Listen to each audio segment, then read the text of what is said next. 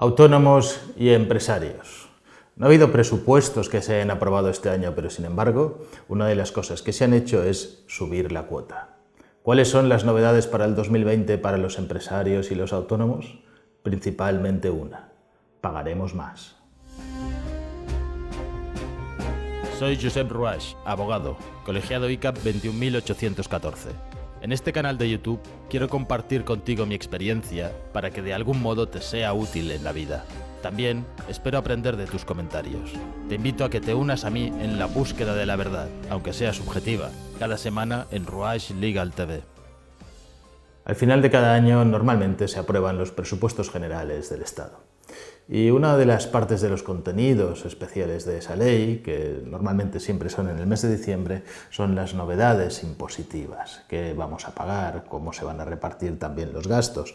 Pero respecto a los autónomos, lo que se fija es cuáles son las bases de cotización que se van aumentando todos los años. Ahora no pagamos lo mismo los autónomos que lo que pagábamos hace 5 años. Y en 2020 seguiremos pagando más. Os explico en qué consiste. La cuota de cotización es la base por la que cotizas. Actualmente está en 944,40 euros. Es la misma que en el 2019. ¿Por qué? Porque no ha habido aprobación de presupuestos y entonces no se ha podido incrementar esta cuota. Eso significa que en cualquier caso un autónomo gana al menos 944,44 euros y tiene que pagar, como si fuera prácticamente un trabajador, empresa.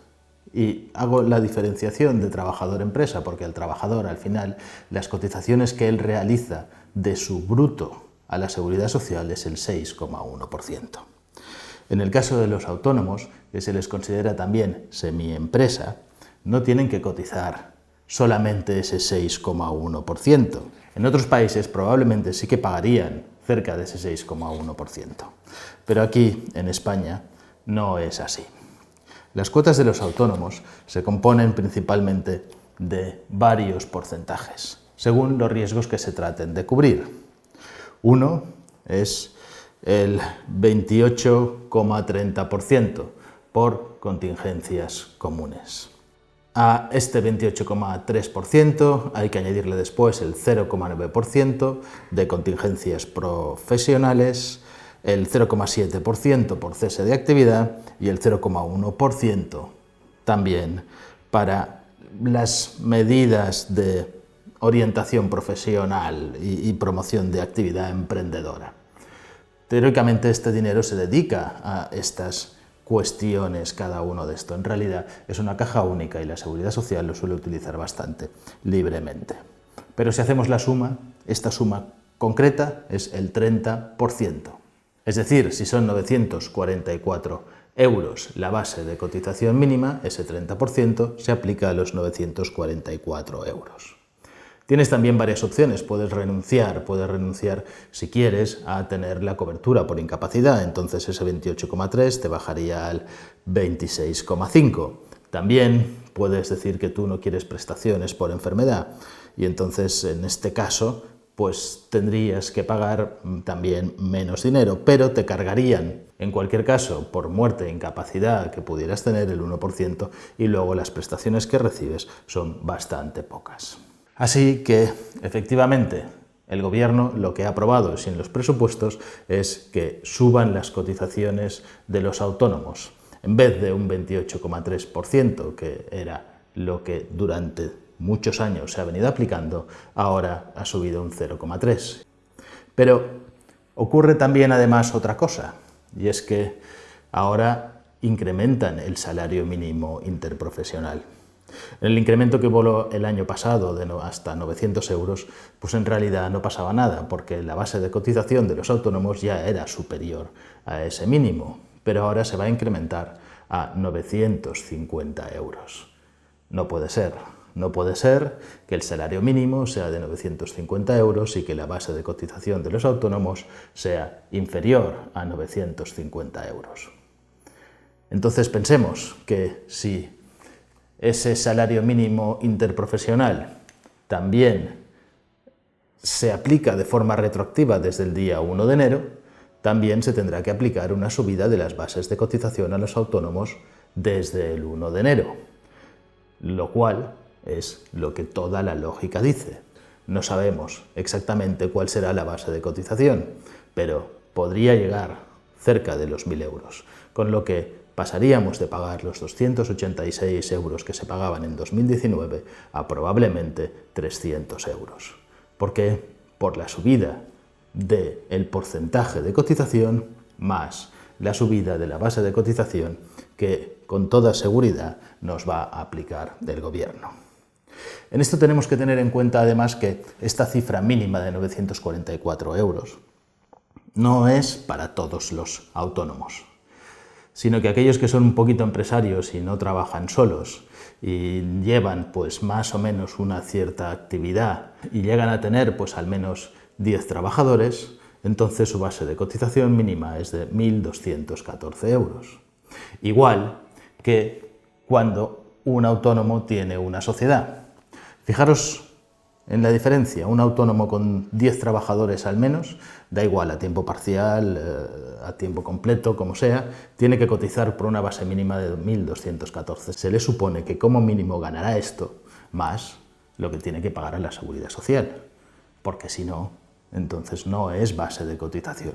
Lo que tiene que pagar a la Seguridad Social son 367 euros.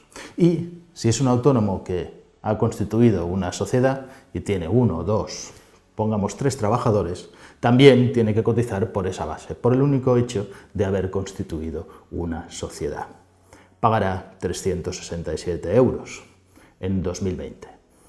Suponemos que esta subida en este caso no le afectará o puede no afectarle porque ya es superior al salario mínimo profesional, pero yendo al límite de la pura lógica, sí. La base de cotización mínima sube, también tendría que subir la base de cotización para aquellos que tienen una sociedad, tienen una empresa, son autónomos societarios o al mismo tiempo tienen trabajadores que sean como mínimo 10 de ellos. Así vemos que en los 10 últimos años, las cuotas de cotización de los autónomos en 2010, un autónomo pagaba 250,85 euros.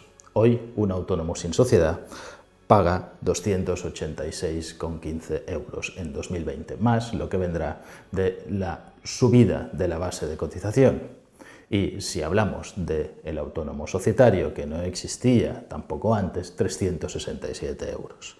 Es decir, una cantidad que es muy superior a la que paga un trabajador, con diferenciación de la cuota de aportación de la empresa. Un trabajador paga un 6,1 y la empresa paga aproximadamente también un 30%. Es decir, se trata al trabajador autónomo como si fuera una compañía real. Y finalmente en este vídeo os quiero comentar una cuestión que muchos me habéis preguntado y es el caso de la pluriactividad.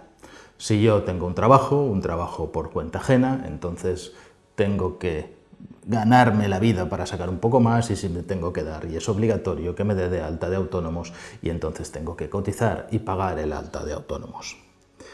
Fiscalmente resulta que siempre tienes que estar dado de alta, tienes que ir a Hacienda, darte de alta en Hacienda y tendrás que hacer una factura, aplicarle el IVA y pagar el IVA. Esto es siempre obligatorio, factures 50 euros o factures 1.000 euros al mes, da lo mismo. Desde el punto de vista de la cotización a la Seguridad Social, la ley no lo dice, hay un vacío que sin embargo se interpreta del siguiente modo. Si lo que no ganas es superior al mínimo interprofesional, es decir, en 2019 menos de 900 euros al mes y en 2020 menos de 950 euros al mes, entonces no es necesario que estés cotizando. Sin embargo, tampoco es del todo cierto, es una laguna y si el riesgo existe en cualquier momento de que la Seguridad Social te obligue. ¿Por qué? Porque hay unas ventajas para aquellos que son pluriempleados. Pluriempleados no significa que ejerzas como autónomo dos actividades. En el caso de que fuera por cuenta ajena y tú te dedicaras de día a una actividad, podrías tener unos descuentos en la Seguridad Social, en la cuota de autónomos. Unos descuentos que van hasta el 50 o el 75% de la cuota que tienes que pagar. Pero esos descuentos solo duran 18 meses. pasados los 18 meses, tu cuota de autónomos sería completa. Si te ha gustado el vídeo, suscríbete, dale al like, dale a la campanilla para recibir más notificaciones y pon tus comentarios y tus dudas, las resolveremos lo antes posible.